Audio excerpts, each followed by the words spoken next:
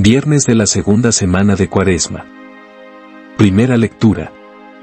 Génesis 37, 3 a 4. 12 a 13, 17 a 28.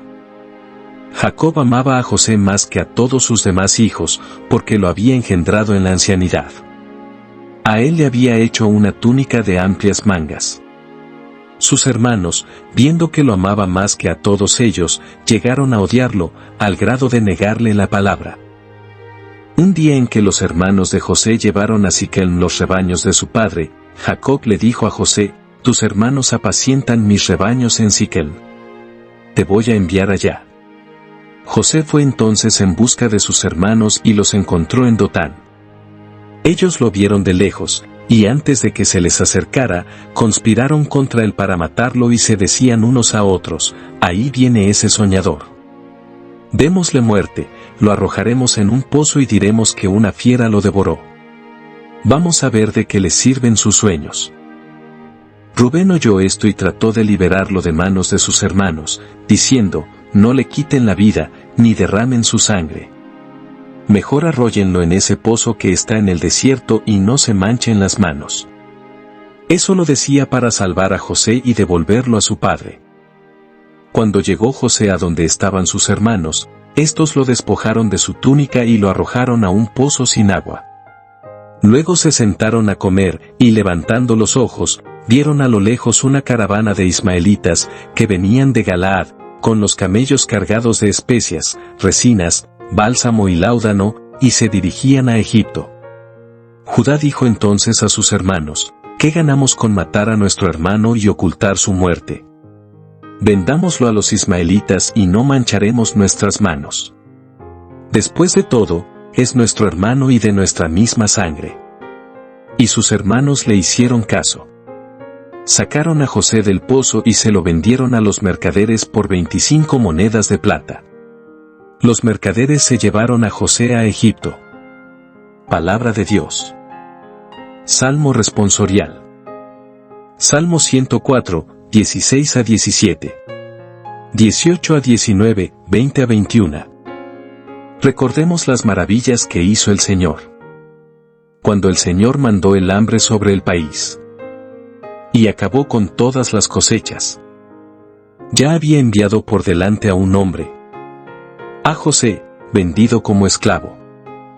Recordemos las maravillas que hizo el Señor. Le trabaron los pies con grilletes y rodearon su cuerpo con cadenas, hasta que se cumplió su predicción, y Dios lo acreditó con su palabra. Recordemos las maravillas que hizo el Señor. El rey mandó que lo soltaran. El jefe de esos pueblos lo libró. Lo nombró administrador de su casa y señor de todas sus posesiones. Recordemos las maravillas que hizo el Señor. Aclamación antes del Evangelio. Juan 3, 16. Honor y gloria a ti, Señor Jesús. Tanto amó Dios al mundo, que le entregó a su Hijo único, para que todo el que crea en él tenga vida eterna. Honor y gloria a ti, Señor Jesús. Evangelio. Mateo 21, 33 a 43. 45 a 46.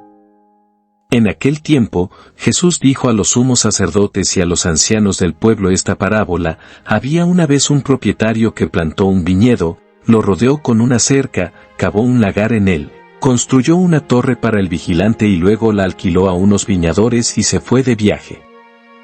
Llegado el tiempo de la vendimia, envió a sus criados para pedir su parte de los frutos a los viñadores, pero estos se apoderaron de los criados, golpearon a uno, mataron a otro, y a otro más lo apedrearon.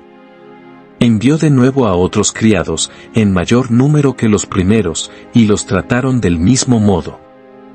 Por último, les mandó a su propio hijo, pensando: a mi hijo lo respetarán. Pero cuando los viñadores lo vieron, se dijeron unos a otros: este es el heredero. Vamos a matarlo y nos quedaremos con su herencia. Le echaron mano, lo sacaron del viñedo y lo mataron. Ahora díganme, cuando vuelva el dueño del viñedo, ¿qué hará con esos viñadores? Ellos le respondieron, dará muerte terrible a esos desalmados y arrendará el viñedo a otros viñadores, que le entreguen los frutos a su tiempo. Entonces Jesús les dijo, ¿no han leído nunca en la Escritura, la piedra que desecharon los constructores, es ahora la piedra angular? ¿Esto es obra del Señor y es un prodigio admirable? Por esta razón les digo que les será quitado a ustedes el reino de Dios y se le dará a un pueblo que produzca sus frutos.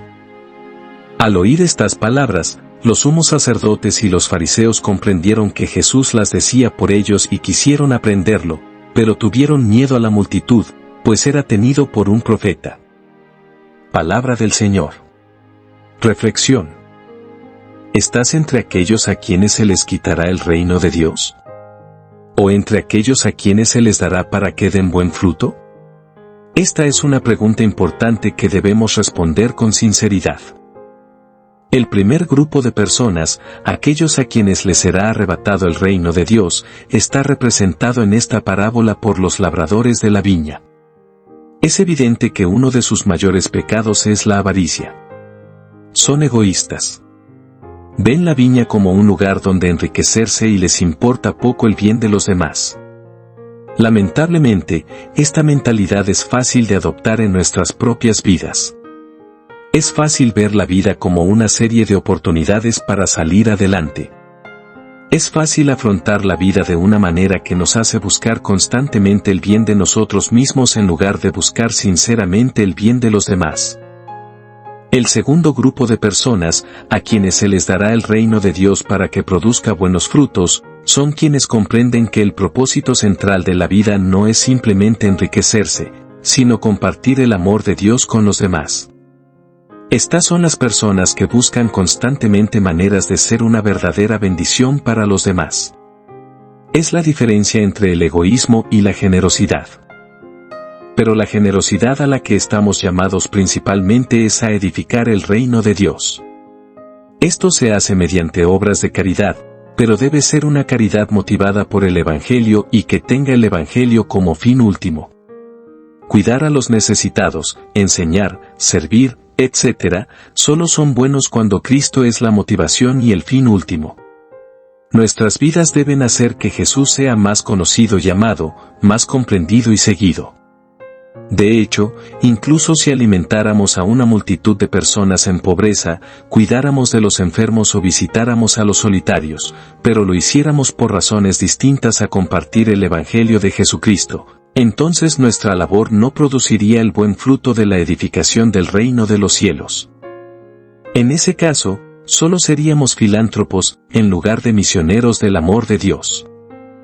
Reflexiona hoy sobre la misión que te encomendó nuestro Señor de producir abundantes frutos para la edificación de su reino. Recuerda que esto solo se puede lograr buscando con oración como Dios te inspira a actuar. Busca servir solo a su voluntad para que todo lo que hagas sea para la gloria de Dios y la salvación de las almas. Mi glorioso Rey, te pido que tu reino crezca y que muchas almas te conozcan como su Señor y Dios. Úsame, amado Señor, para la edificación de ese reino y ayuda a que todas mis acciones en la vida den fruto abundante y bueno. Jesús, confío en ti.